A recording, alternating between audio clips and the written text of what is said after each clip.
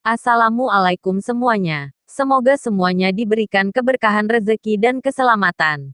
Kali ini kita akan membahas tentang asal-usul manusia menurut Al-Quran Kitab Suci Umat Islam. Berikut ulasannya. Asal-usul manusia menurut Islam tentu saja bertentangan dengan teori evolusi yang dicetuskan oleh Charles Darwin, di mana disebutkan bahwa nenek moyang manusia berasal dari kera yang kerap disebut Lucy. Teori evolusi ini semakin ditinggalkan setelah ditemukannya beberapa fakta ilmiah dari fosil manusia purba seperti Meganthropus, Pithecanthropus, Homo sapiens dan lain sebagainya di berbagai belahan dunia. Di sisi lain hampir semua agama menentang teori evolusi ini. Selain penemuan fosil, pendapat ini juga ditentang di dalam berbagai kitab suci termasuk kitab suci agama Islam yaitu Al-Quran. Bagaimana asal-usul manusia menurut Al-Quran? Al-Quran sebagai kitab suci agama Islam menyebutkan proses kejadian atau asal-usul manusia melalui 3 kejadian atau proses.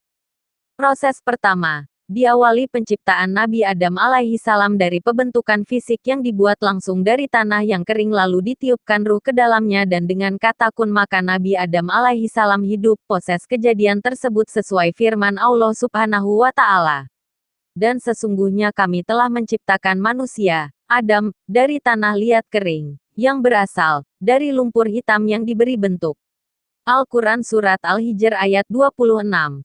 Yang demikian itu ialah Tuhan yang mengetahui yang gaib dan yang nyata, yang maha perkasa lagi maha penyayang.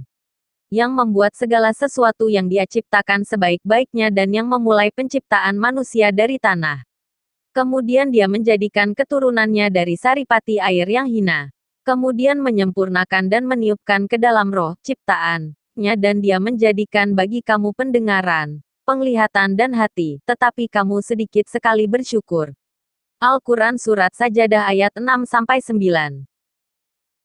Proses kedua, Allah Subhanahu wa Ta'ala menciptakan makhluknya secara berpasang-pasangan. Ada langit, ada bumi, ada siang, ada juga malam, dan ada laki-laki, ada juga perempuan. Begitu juga Nabi Adam yang Allah ciptakan Siti Hawa dari tulang rusuknya sebagai pasangannya. Proses ini juga disebutkan dalam Al-Quran.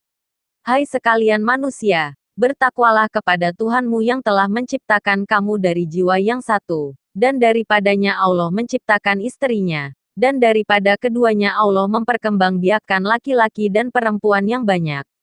Dan bertakwalah kepada Allah yang dengan mempergunakan namanya kamu saling meminta satu sama lain, dan peliharalah hubungan silaturahim.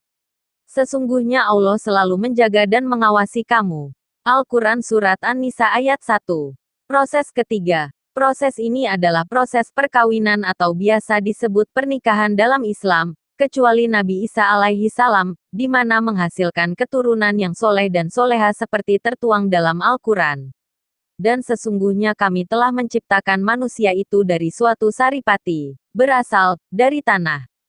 Kemudian kami jadikan saripati itu air mani, yang disimpan dalam tempat yang kokoh, rahim.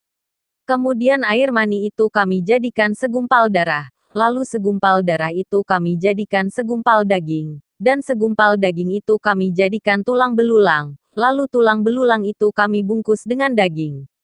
Kemudian kami jadikan ia makhluk yang berbentuk lain. Maka maha sucilah Allah, pencipta yang paling baik. Al-Quran Surat Al-Mu'minun ayat 12-14.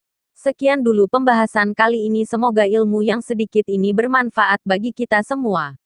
Amin ya rabbal alamin.